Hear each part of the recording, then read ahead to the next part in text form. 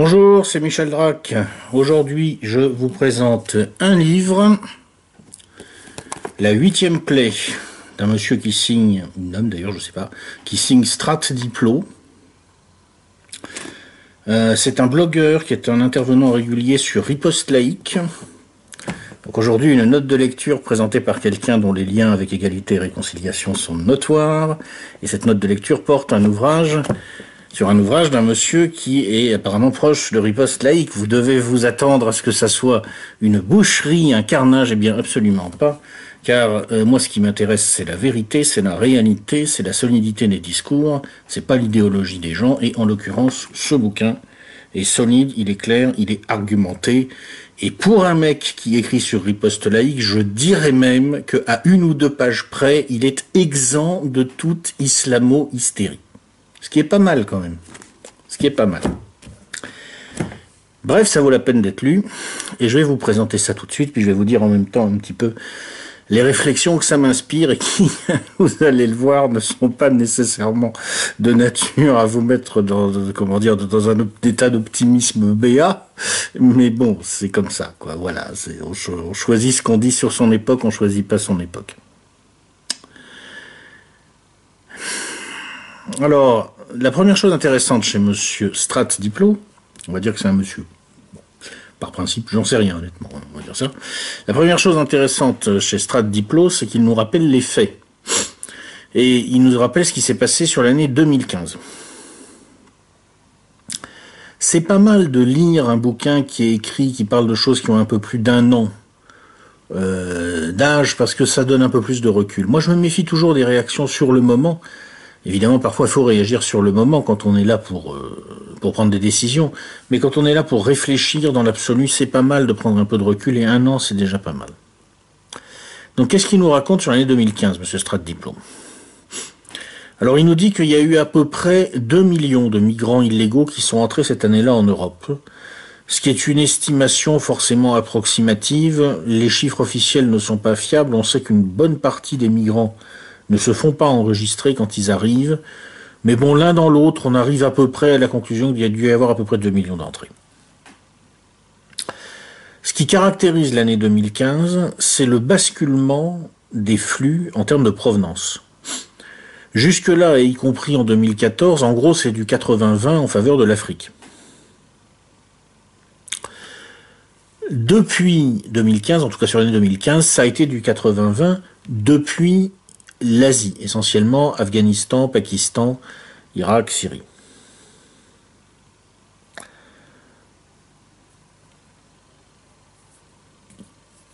Alors, qu'est-ce qui s'est passé exactement pour expliquer un basculement pareil ? Alors, M. Strat Diplo commence par nous rappeler que le 21 août 2015, Madame Angela Merkel, qui avait pris sous son bras Monsieur François Hollande pour dire les Français sont d'accord avec nous, parce que c'est le principal travail des Français maintenant en Europe, c'est d'être d'accord avec les Allemands.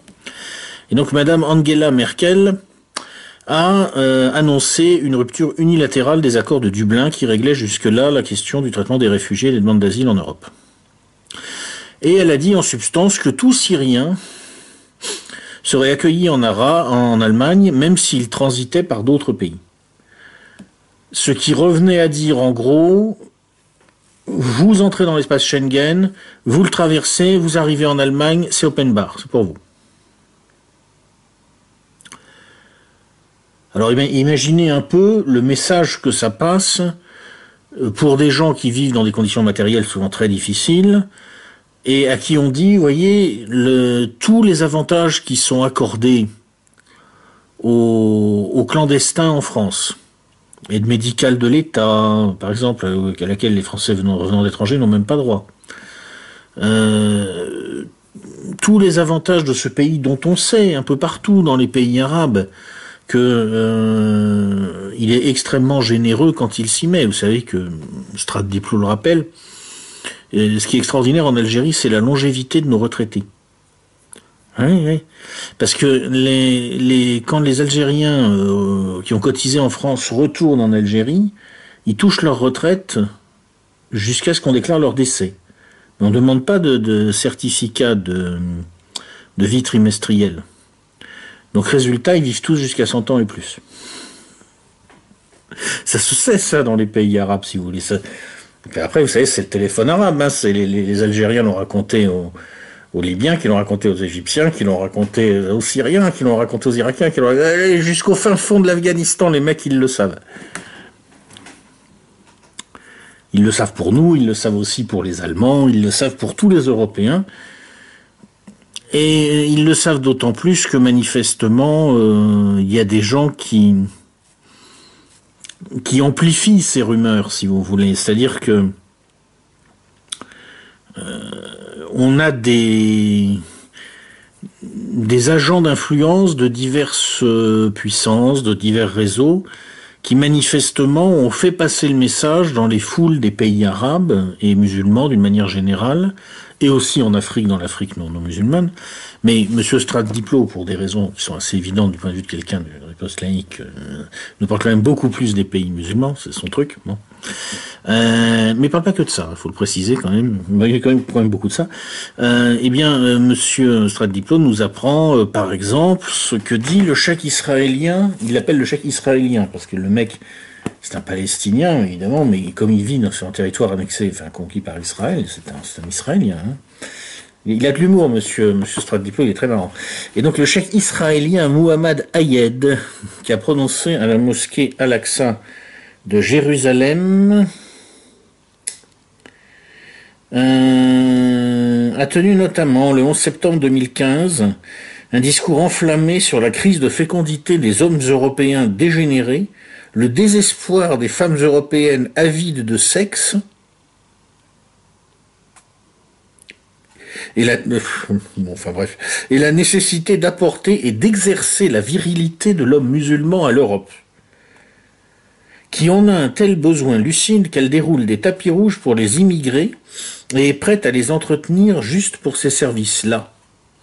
Ce qui se terminera non seulement par la fécondation, mais aussi la conquête de l'Europe et l'écrasement des Européens. D'après M. Strate-Diplo, c'est un discours qui a été tenu à la mosquée Al-Aqsa de Jérusalem, et là, M. Strate-Diplo ne le dit pas, mais moi je voudrais faire remarquer au passage une chose. Je doute qu'à la mosquée Al-Aqsa de Jérusalem, ce cheikh ait pu tenir ces propos-là sans que les autorités israéliennes ne lui aient fait savoir que oui, non, vas-y, c'est open bar. Petite remarque au passage. Peut-être je me trompe, hein. Bon. On reparlera après des Israéliens, vous allez voir, c'est intéressant cette histoire. Bref, dès lors que Madame Merkel, cette andouille, avait fait savoir qu'il suffisait de se pointer pour être enregistré au guichet, ou en tout cas qu'on ne se ferait pas virer, bon bah ça a été la ruée. Ça a été la ruée. Et qu'est-ce que ça a été cette ruée? Alors, M. Strate-Diplo donne des chiffres, et ce qui est intéressant, c'est que c'est des chiffres sourcés, c'est-à-dire qu'il nous donne ces chiffres en disant qui a dit ça, qui a mesuré quoi. Et ce ne sont pas des gens sans crédibilité dont il parle. Il nous parle entre autres, d'autorités comme le ministère de l'Intérieur allemand. Et il nous apprend que ces flux massifs, donc de 2 millions de personnes, ont été composés principalement d'hommes seuls, jeunes, 83% sur le flux qui a traversé la Hongrie, 97% concernant le flux africain qui a été récupéré par la marine italienne.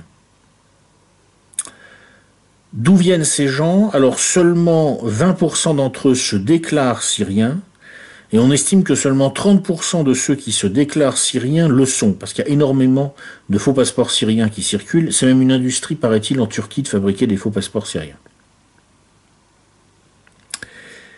Bref, on nous a vendu ça comme une crise des réfugiés, etc. Pas du tout, ça n'a rien à voir. Bon, ici, non, ça a à voir. Il y a quand même quelques vrais réfugiés syriens dans le lot. Mais voilà, je vais dire, à 90% ou quelque chose comme ça, c'est des hommes. À 80%, c'est pas des Syriens, au moins, et même probablement à plus de 90%, c'est pas des Syriens. C'est une avant-garde, c'est une tête de pont, et M. Strate-Diplo nous dit que c'est une conquête qui commence et qui n'est pas militaire, parce que tout simplement en face, il n'y a pas de réponse. Ça se tient. Jusque-là, ça se tient. Hein. Disons que c'est une hypothèse crédible. Alors comment se comportent ces gens quand ils arrivent en Europe?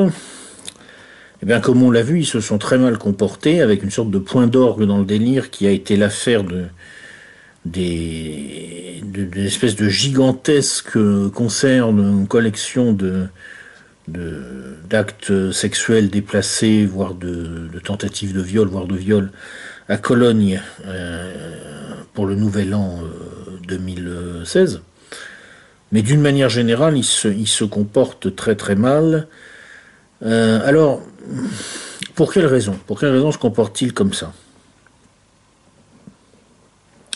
Bon, la première raison, c'est que comme donc on leur a fait miroiter que ça allait être prodigieux, que ça allait être extraordinaire, qu'une fois qu'ils seraient sur place, en gros, les Européens leur donneraient tout et n'importe quoi et qu'ils auraient qu'à claquer dans les doigts pour avoir de belles Européennes qui viendraient dans leur lit, ils sont un peu mal à l'aise quand ils découvrent que la réalité, c'est pas ça.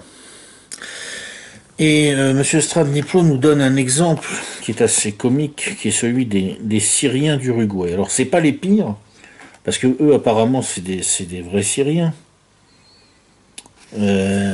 Écoutez bien, c'est pas les pires, hein, ceux-là.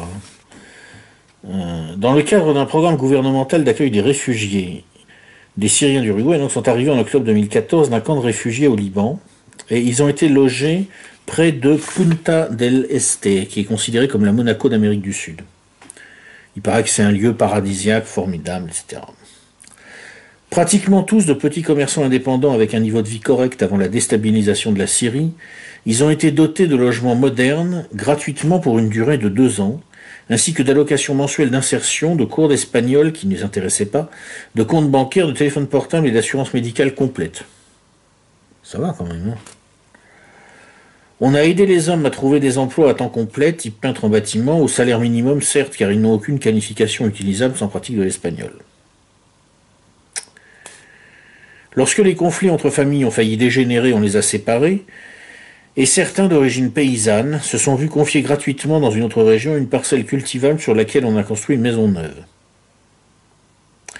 En dépit de l'insistance des services d'immigration, de leurs voisins, de la police et des services sociaux et de protection de l'enfance, ils ont refusé d'envoyer leurs filles à l'école légalement obligatoire, alors que les plus jeunes garçons se sont intégrés grâce à l'école en quelques jours.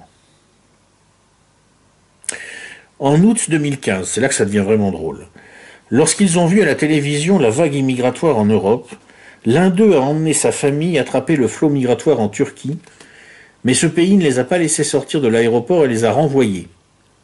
Ensuite, ils ont demandé aux autorités uruguayennes de les envoyer soit en Europe, soit au moins au Liban, d'où ils étaient venus, afin qu'ils puissent se joindre au mouvement historique vers l'Europe, avec une préférence pour l'Allemagne. Non exaucés, ils sont résidents en Uruguay avec quelqu'un qui quitte ce pays, et quelqu'un qui quitte ce pays n'est pas un réfugié. Ils ont alors, avec leur famille complète, abandonné les logements confortables qui leur avaient été attribués, pour s'installer le 7 septembre en plein air devant le siège du gouvernement à Montevideo. On leur a dit qu'ils étaient libres de partir, mais qu'on ne pouvait pas leur garantir que les Européens allaient les prendre.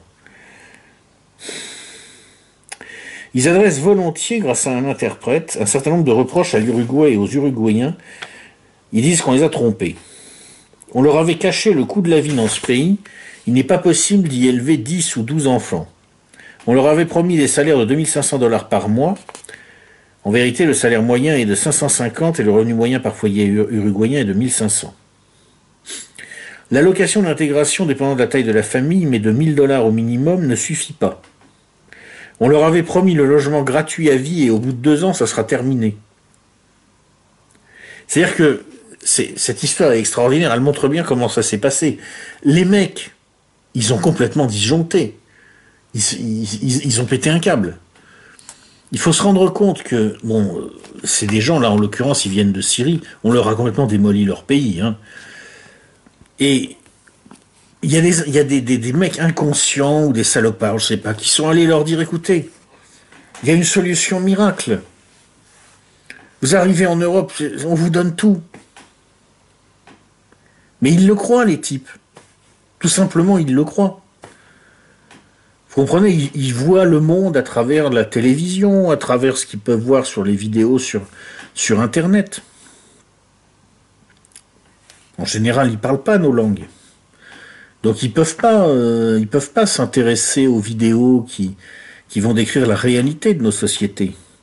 Ils vont regarder des films américains qui vont leur montrer une société merveilleuse où tout le monde est riche, tout le monde roule dans de belles voitures, hein, tout le monde a une belle femme. Ils y croient.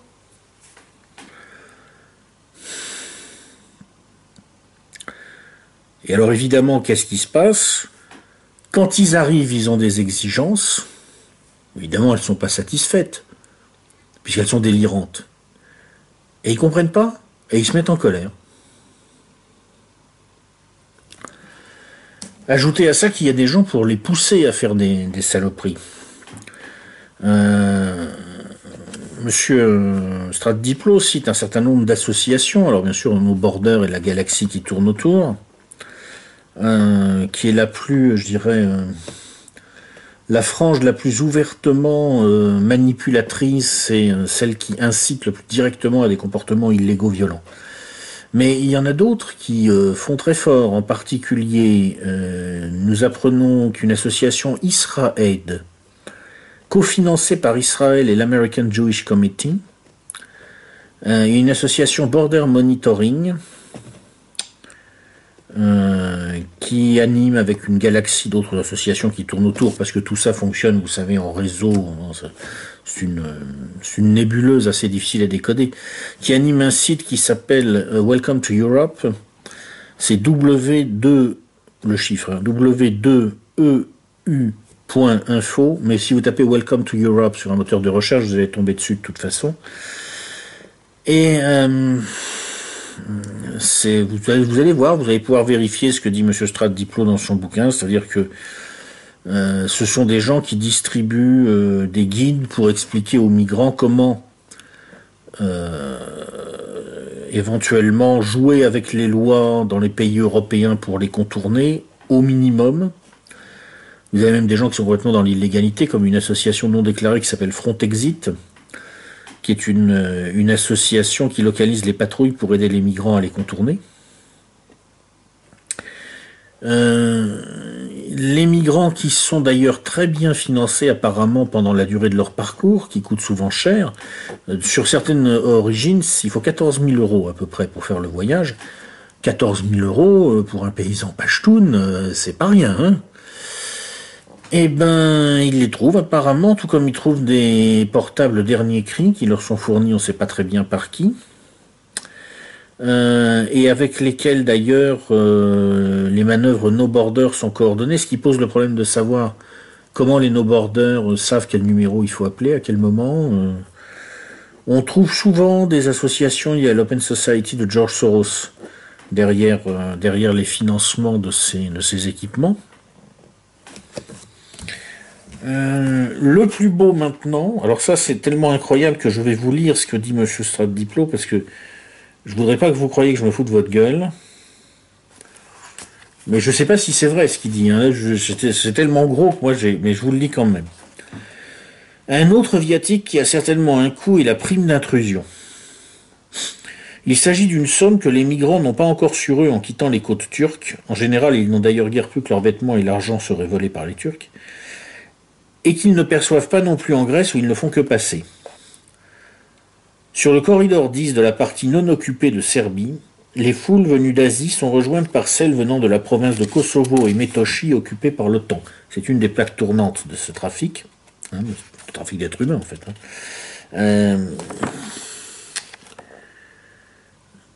La prime d'intrusion n'est donc perçue qu'au moment d'entrer définitivement dans l'espace Schengen, c'est-à-dire dans la dernière ville de Serbie à quelques kilomètres de la frontière hongroise, à savoir Subotica.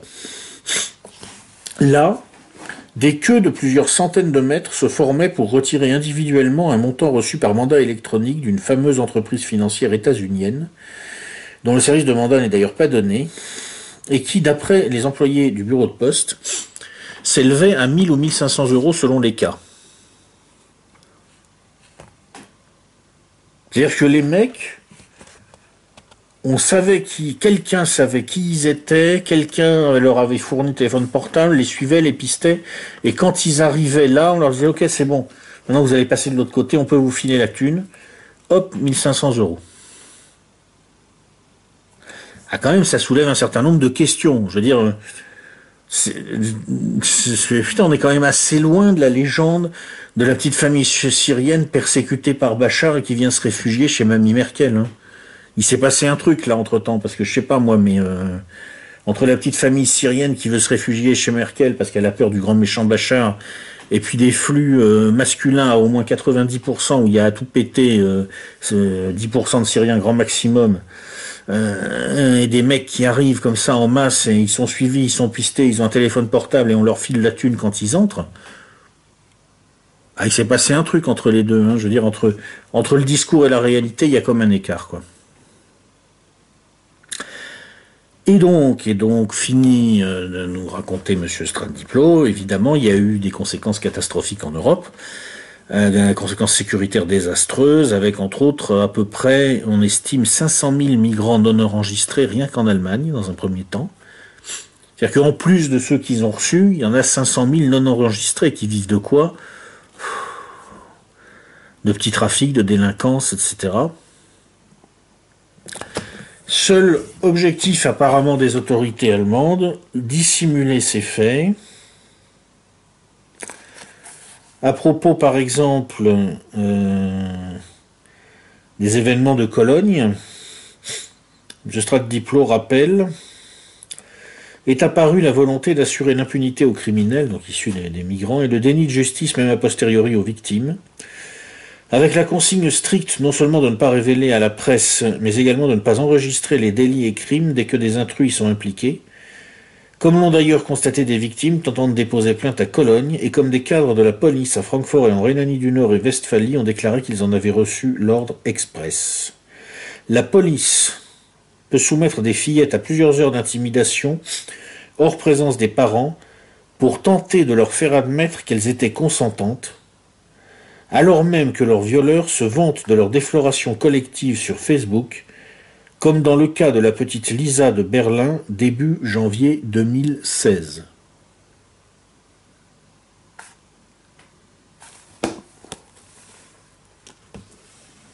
Je sais pas si c'est vrai, hein.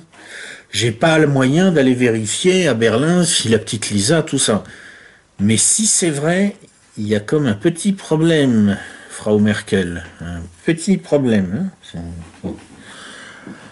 Alors voilà. Voilà. La question qui est posée quand même, c'est quelle est la politique des dirigeants européens exactement dans cette histoire? Est-ce qu'ils ont juste été débordés par un truc qu'ils n'avaient pas calculé? Ou est-ce que tout ça, c'est volontaire?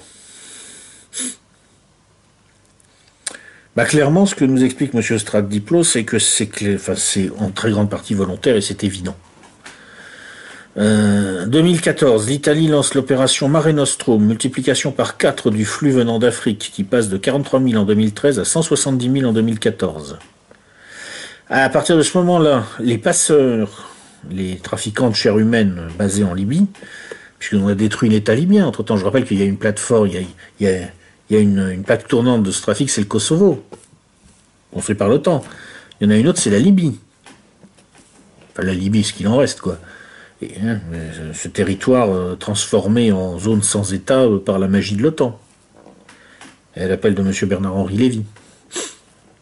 Eh bien, les passeurs donc libyens appellent eux-mêmes le centre de coordination des secours maritimes italiens pour dire où il faut aller chercher les embarcations. Bon, on vient de vous mettre quelques centaines de subsahariens là à la flotte. Il y en a la moitié qui va se noyer, mais vous pouvez aller chercher l'autre moitié. Ça doit être ça, hein. On arrive en août-septembre 2015 et là il y a un certain nombre d'éléments qui se produisent, si vous voulez, qui montrent que tout ça a été quand même dans une certaine mesure programmé. D'abord, il y a on invente une nouvelle catégorie, c'est les migrants. Je vous remarquer qu'avant on ne disait pas migrants.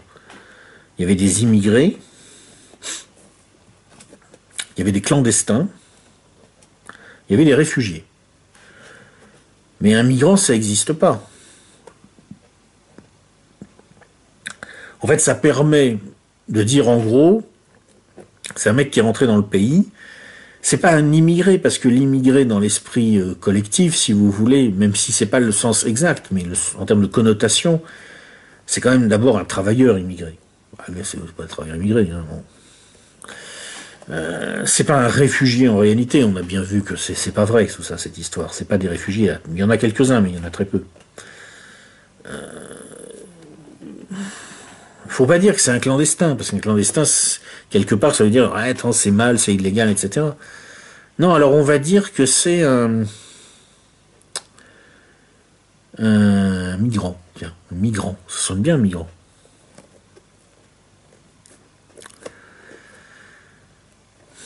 Alors, Strat Diplo nous fait une description longue des relations entre la Commission européenne et la Turquie, d'où il ressort qu'on a fini par accepter de payer la Turquie 3 milliards d'euros par an, soi-disant pour garder les migrants, mais qu'en fait tout indique qu'on l'a surtout payé pour qu'elle continue à nous les envoyer. En gros, on file 3 milliards à Erdogan et en échange, lui, il s'engage à essayer de les bloquer. Pour dire à rien.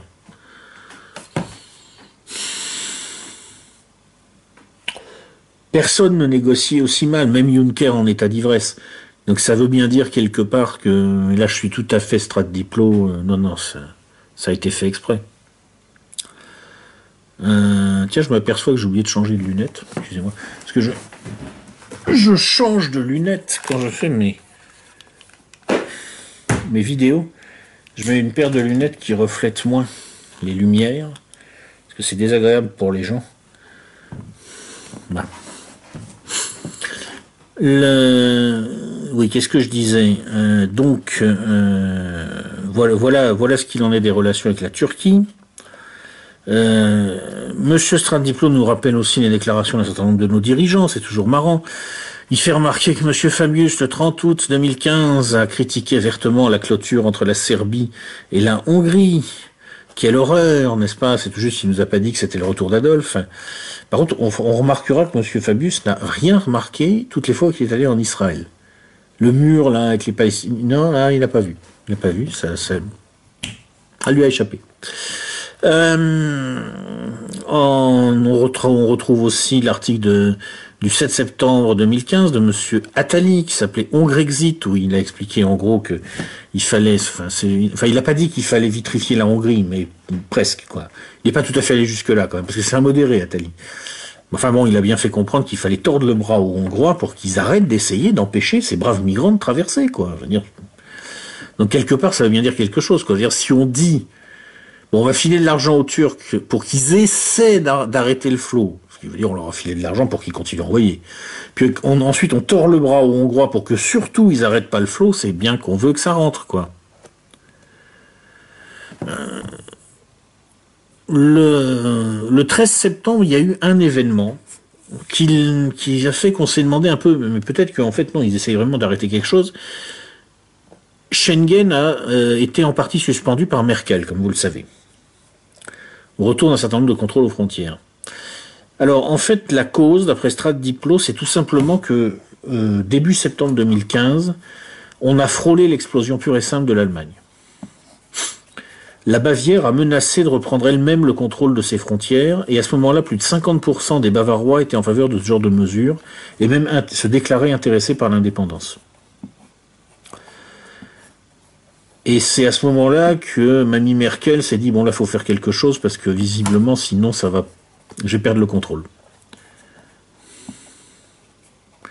Ce qui n'a pas empêché, le 18 septembre, son ministre des Affaires étrangères, M. Steinmeier, de menacer d'une procédure de vote à la majorité pour imposer l'accueil des migrants au groupe de Visegrad. Vous savez, les Polonais, les Tchèques, les Slovaques et les Hongrois, ces orientaux mal embouchés qui ont dit non mais ça va pas, nous on n'en veut pas de votre truc. Le même jour, M. Ban Ki-moon à l'ONU a demandé qu'on fasse plus pour les réfugiés. Et dans la foulée, alors ça a été la curée, tout le monde en a parlé pour dire ouais, il faut les accueillir, le roi d'Espagne, le chancelier autrichien, le premier ministre néerlandais, le vice-président de la Banque Centrale Européenne et Christine Lagarde qui passait par là et qui est venue rapporter aussi la petite cerise du FMI sur le gâteau mondialiste. C'est ok. Non, c'est fait exprès. Ce qu'on a vu avant sur les 2 millions de mecs qui se pointent, dont 90% sont des jeunes hommes en âge militaire, c'est fait exprès, c'est une invasion organisée par les classes dirigeantes européennes. Il faut appeler les choses par leur nom. C'est ce qu'explique M. Stradiplo, et il a tout à fait raison, je suis tout à fait d'accord avec lui, c'est la vérité. À partir du mois d'octobre 2015, la communication des classes dirigeantes, ça a été beaucoup d'enfumage. Ils ont fait semblant de plus en plus clairement de lutter contre le flux, alors qu'en fait, pour l'essentiel, ils l'accompagnaient encore et ils l'encourageaient. Donc il y a eu une proposition britannique de résolution à l'ONU pour essayer de mettre un terme au trafic de migrants en frappant les trafiquants au nord de la Libye. Bon, c'est clairement une bouffonnerie sans effet, parce que si vous voulez, une fois que les subsahariens sont arrivés sur la rive de la Méditerranée, ils ne peuvent que se lancer, parce qu'ils ne peuvent pas revenir en arrière et ils ne peuvent pas rester en Libye, qui est un pays aujourd'hui sans État, tenu par des milices d'arabo-berbères islamistes très racistes anti-noirs, qui traitent très mal les Noirs. Et donc les mecs vont se lancer, ils vont se lancer de toute façon. Hein. Le seul moyen d'arrêter les choses, ça serait de restaurer l'État libyen. Voilà.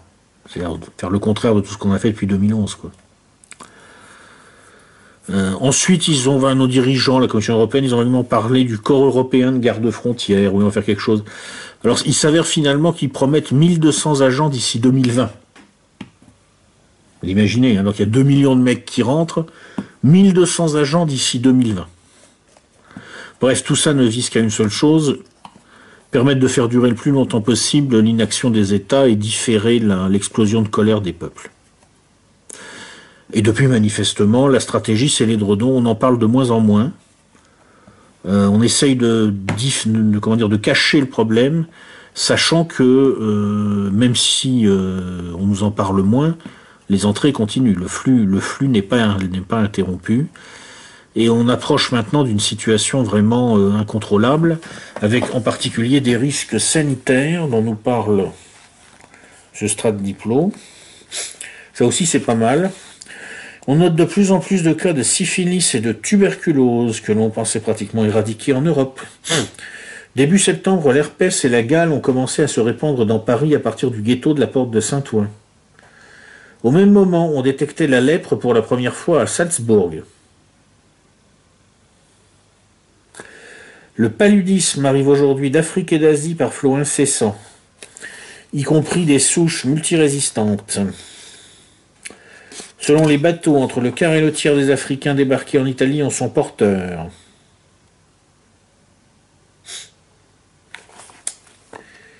À défaut d'une campagne de sensibilisation de la population aux premiers symptômes du paludisme, d'une préparation du corps médical à l'identification de la maladie et d'une distribution des traitements jusqu'aux hôpitaux et pharmacies, l'éclosion d'une épidémie n'est qu'une question de temps.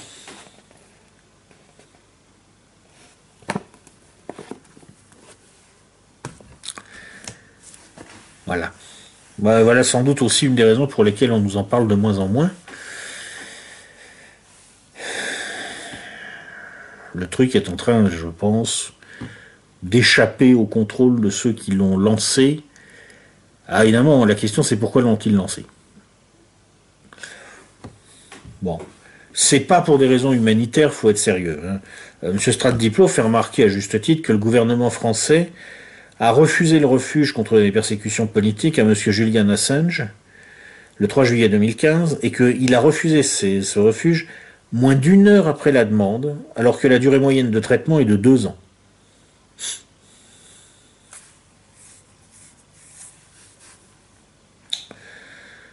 Bon, ça dit bien à quel point notre classe dirigeante est vraiment préoccupée par les questions humanitaires et de refuge, quoi. Bon, c'est une blague, quoi.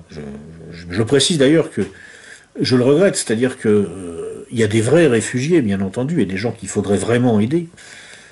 Et je ne les amalgame pas du tout au problème dont je viens de parler. Simplement, dans la réalité, notre classe dirigeante en a rien à foutre des questions humanitaires. Enfin, je veux dire, qui y croit encore? Qui croit encore que Laurent Fabius et Bernard-Henri Lévy ont des motivations humanitaires? Enfin, s'il y en a un qui y croit encore, je le lui dis honnêtement. Mon pote, où tu viens de passer les 10 dernières années dans un monastère trappiste où t'es complètement bouché à l'émery, quoi. Évidemment, ça n'existe plus. Les arguments humanitaires chez ces gens-là, c'est bien sûr une bouffonnerie. Sinistre. Est-ce que c'est pour des questions d'immigration économique? Alors oui et non. Oui, peut-être, parce qu'effectivement, ça peut faire un peu une main-d'œuvre bon marché, etc. Mais est-ce que ça fera vraiment une main-d'œuvre?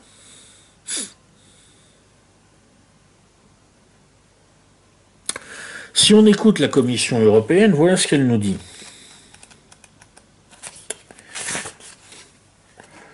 En l'absence de migration, le nombre de personnes en âge de travailler diminuera de 17,5 millions dans l'Union au cours de la prochaine décennie.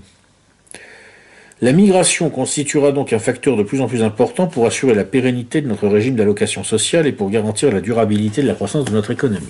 D'accord, ok, très bien. Sur le papier, ça tient la route. Mais dans la réalité, M. Strat-Diplo nous donne quelques chiffres. En France, actuellement, 7% des immigrés qui rentrent légalement, quand ils entrent dans une année moyenne, sont du domaine de la catégorie de l'immigration économique. C'est-à-dire qu'ils ont obtention d'un contrat de travail et délivrance d'un permis de travail. 7%. Seulement 10% des immigrés et enfants d'émigrés sont employés, contre 24% environ pour la population, disons, indigène. Je dis 24% parce qu'il y a 20% de taux de chômage et à peu près 30%, 35% de population active. On peut peut-être monter un peu plus haut, allez. Si on admet 40% de population active, c'est un maximum, et 20% de taux de chômage, allez, on va dire qu'il y a peut-être 30% d'actifs. D'après M. Strat-Diplo, il n'y a que 10% des immigrés et enfants d'émigrés qui sont employés aujourd'hui. Alors, j'ai pas été vérifier son chiffre, mais ce que je sais, parce que c'est évident, c'est que le taux d'emploi, parce que d'une manière générale, l'employabilité des populations issues de l'immigration est nettement moins bon que celui des populations autochtones. À l'exception des Asiatiques. Les Asiatiques d'Asie de l'Est, là, c'est différent. Mais sinon, les Africains et les Nord-Africains, bon, enfin, on sait tous à quoi s'en tenir. Il y a des exceptions, bien sûr, nombreuses et louables. Mais bon, voilà, on sait tous comment ça marche. Est-ce que les flux là qui sont rentrés en Allemagne sont plus proches des Est-Asiatiques bosseurs et qui apportent un enrichissement au pays où ils s'installent, ou des masses africaines qui sont bien gentilles souvent, mais bon, qui ne brillent pas économiquement, faut bien le dire en général. Écoutez, voilà quelques chiffres. 65% des migrants arrivés en Allemagne en 2015 sont analphabètes et 80% n'ont aucune qualification.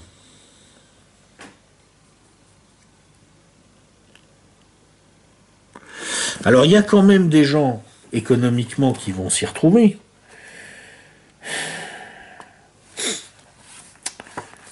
Attendez, la moitié des Égyptiens entrant illégalement en Italie, soit 2000 sur 4000 pour l'année 2014, sont des mineurs commandés par des réseaux établis à Rome, reçus par ceux-ci dès leur livraison par les passeurs, qui pilotent de vrais navires jusqu'à destination, dans ce cas-là, et vendus comme esclaves à des réseaux de prostitution, de commerce de drogue et de travail forcé.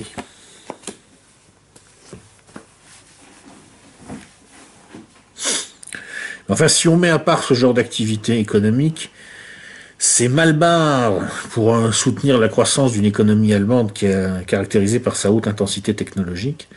Et donc l'explication économique, j'y crois pas trop. Pas pour cette immigration-là. Alors il reste quoi comme explication? Il en reste deux. La première est géopolitique. C'est vrai qu'il semble bien que quand même dans cette affaire en 2015, la Turquie ait joué un rôle clé. Et la Turquie a une maintenant assez longue tradition de sponsor des flux migratoires invasifs en Europe. En 2009, l'aviation turque a menacé d'abattre un hélico de Frontex. Et il s'est avéré que cet hélico, poursuivant quand même sa manœuvre, il a pu prendre des photos de patrouilleurs de la marine turque escortant des esquifs remplis de migrants. La Turquie elle-même viole constamment l'espace aérien grec et ça ressemble beaucoup à la couverture aérienne de transfert de population.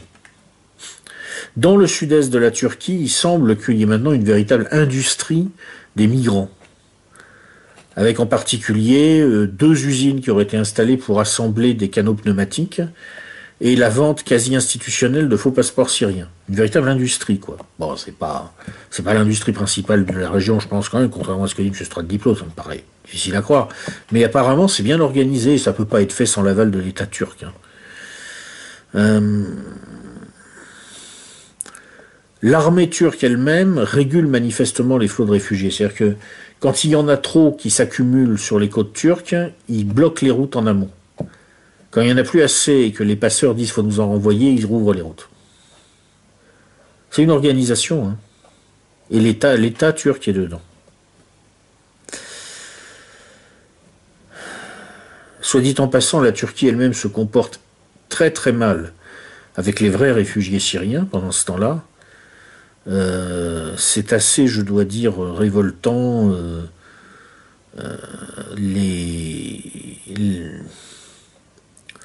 Bon, il est question dans le bouquin de M. Stradiplo, là, des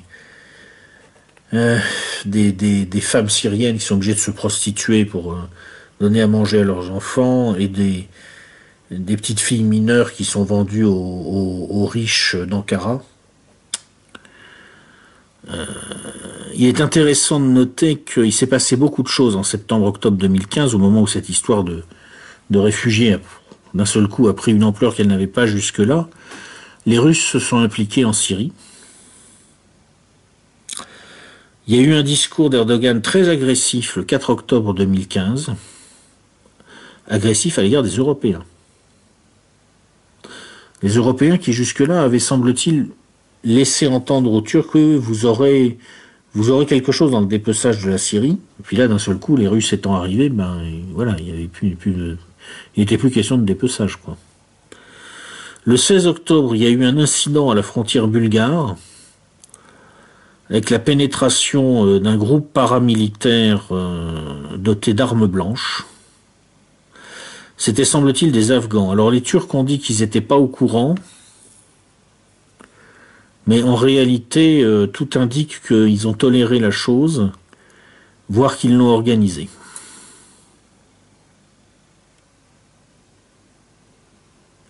Ça ressemble à un coup de pression mis sur l'Union européenne au moment où on négociait les conditions de l'accord qui a fait que la Turquie touche maintenant un tribut de 3 milliards d'euros par an officiellement pour essayer d'arrêter les flux migratoires. Donc il y a certainement quelque chose à comprendre là, hein. Je ne sais pas exactement quoi, mais il y a quelque chose à comprendre.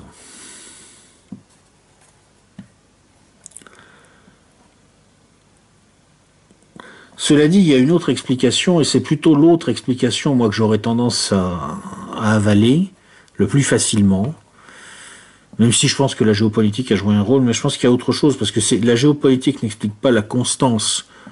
Elle explique que cette opération était accélérée au 4e trimestre 2015, mais on voit bien qu'elle a commencé avant. Dès 2012, il y a eu une révision de la loi en France pour dépénaliser en partie l'aide apportée aux clandestins du moment qu'il n'y a pas d'enrichissement. Il y a eu l'opération Mare Nostrum en 2014. C'est préparé, c'est voulu depuis plusieurs années. Et je pense que l'explication est politique. Pour moi, les classes dirigeantes européennes s'attendent maintenant à la révolte des peuples européens, qui supportent de plus en plus mal le libre-échange inéquitable, l'alignement de leurs conditions de vie sur les pays pauvres, et qui vont se révolter. Et pour maîtriser cette révolte, les dirigeants européens ont ouvert les portes, en quelque sorte, de la cité à une 5e colonne,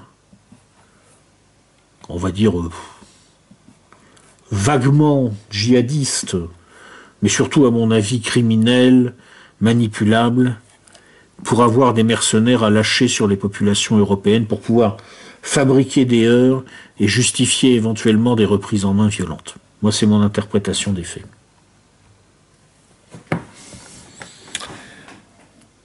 Alors, en face de ça, qu'est-ce qu'on peut faire? Alors, M. Stradiplo nous rappelle d'abord qu'un certain nombre de solutions n'en sont pas, c'est-à-dire que L'idée que oui, on va prendre les gens, on va les garder dans des centres de rétention, on va examiner leurs affaires et puis on va les expulser, ça marche pas. Il a pris l'exemple des gens qui ont été mis en centre de rétention après qu'on les ait fait partir de Calais. Il y a eu des opérations depuis un certain temps où de temps en temps on essaye de désengorger la jungle de Calais en prenant des gens et en les mettant dans des centres de rétention. Au bout de 5 jours, 89% ont déjà été remis dans la nature, ou retournent à Calais d'ailleurs en général. 2% ont été admis dans d'autres pays européens parce qu'ils ont des parents qui ont demandé l'asile ailleurs. Donc en gros, la France se dit, bah, celui-là c'est bon, on peut s'en débarrasser. Et 9% se retrouvent en prolongation de rétention qui peut parfois déboucher sur expulsion. Qu'est-ce qui se passe quand ils sont expulsés? Bah, ça dépend des cas. Mais en tout cas, ce qui est sûr, c'est que les déboutements de demande d'asile, ça sert absolument à rien. 96% des gens dont la demande d'asile est déboutée restent. Une petite partie parce qu'ils contestent et plus de 90% parce qu'ils disent bon, rien à foutre, moi je reste dans le pays en clandestin.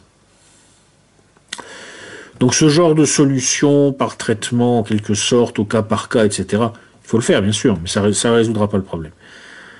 Les vraies solutions, d'après M. Stradniplo. Alors d'abord, il rappelle une chose importante, c'est qu'il n'y a aucun fondement juridique aux revendications de type no border. Les frontières ont été établies pour protéger les propriétés collectives territoriales et le droit dit clairement que il n'est pas question de les démanteler, de les nier. Les réfugiés ne peuvent pas être économiques. C'est précisé à l'article 711.1 du Code de l'entrée et du séjour des étrangers et du droit d'asile. Il faut qu'il y ait persécution politique ou liée au sexe. Le droit d'asile, d'ailleurs, en tant que tel, n'existe plus vraiment depuis la Révolution. L'asile accordé à quelqu'un qui a commis une infraction, un délit ou un crime, c'est un recel de malfaiteur. Donc c'est une complicité. Et la liberté de circulation dans l'espace Schengen ne vaut pas liberté d'installation. De toute façon, c'est-à-dire que c'est pas parce qu'on est dans Schengen qu'on n'a pas le droit de demander à quelqu'un de sortir.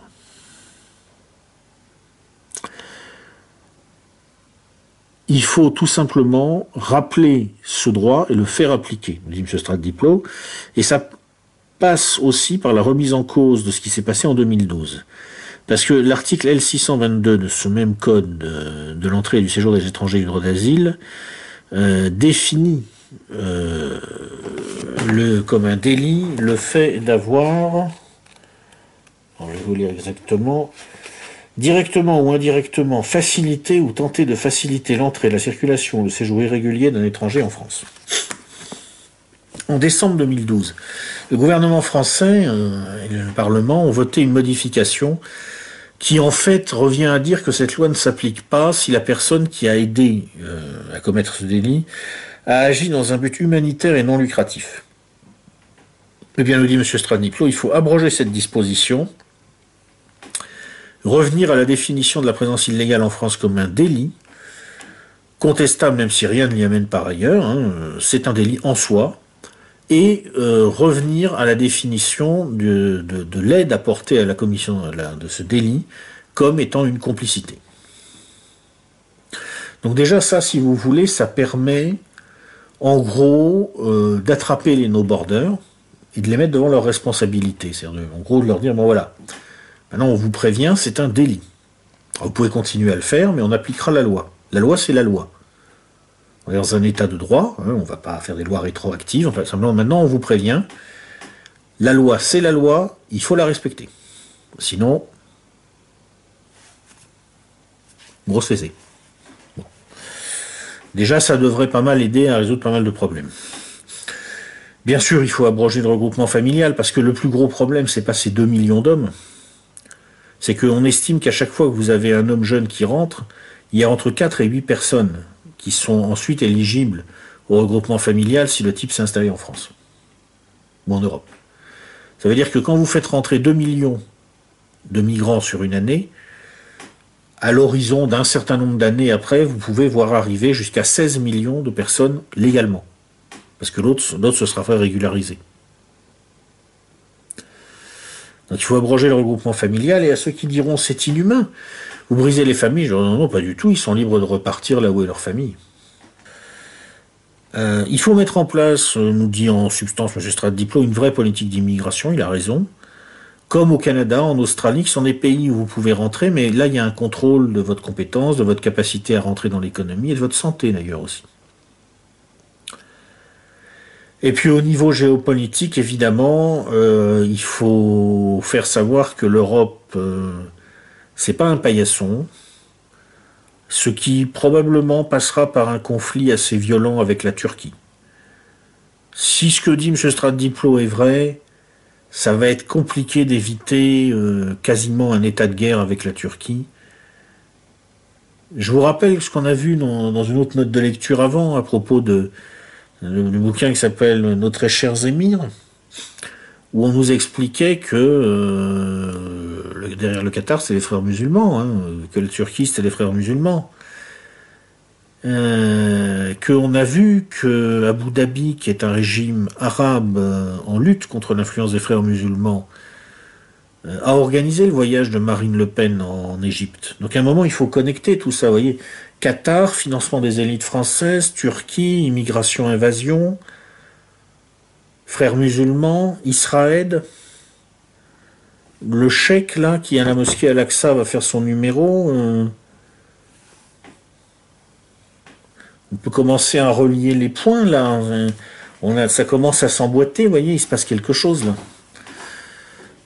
Bon, ben, à un moment, il va falloir quand même expliquer à tous ces gens-là que non, on n'a pas l'intention de se laisser marcher dessus et on n'est pas encore mûr pour se suicider. Ou alors, effectivement, on ne fait rien.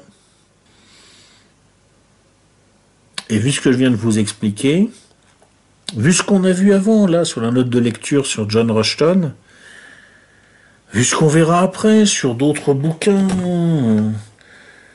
parce que des bouquins à chroniquer, j'en ai plein. On va voir, je sais pas moi, tenez, quelques bouquins qu'on fera dans les semaines qui viennent. D'hygiénisme de Richard Lynn. C'est pas mal ça. Le racisme anti-blanc, ça c'est rigolo. D'Hervé Ryssen, je pense que lui il m'aime pas, mais moi j'ai rien contre lui. On va se faire Hervé Ryssen, c'est intéressant. On va se faire Christian Arbulot, Sabordage. C'est pas mal ça aussi. Qu'est-ce qu'on va se faire d'autre?